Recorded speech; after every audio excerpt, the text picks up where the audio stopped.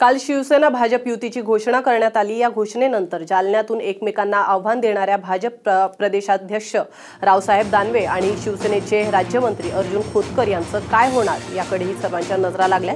दरम्यान युतीची घोषणा झाली असली तरी कोणता मतदारसंघ कुणाला याबाबत निर्णय झालेला नाही। त्यामुळे सध्या भाजपच्या ताब्यात असलेल्या जालना लोकसभा मतदारसंघाचं मैदान आपण अजूनही सोडलेलं नाही असं शिवसेनेचे राज्यमंत्री अर्जुन खोतकर यांनी म्हटलं।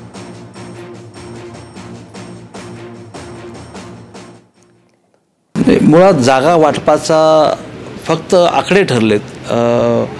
अजून मतदारसंघ कोणते भाजपला शिवसेना हे समोर आलेलं नाही आणि मी अजूनही मैदानामध्ये आहे, मैदान सोडलेलं नाही। माननीय उद्धव साहेबांनी जो निर्णय घेतला त्या निर्णयाचं मी मनापासून स्वागत करतो। पक्षप्रमुखांचा निर्णय याचा आदरच आम्ही या ठिकाणी करतो आणि स्वागतही करतो।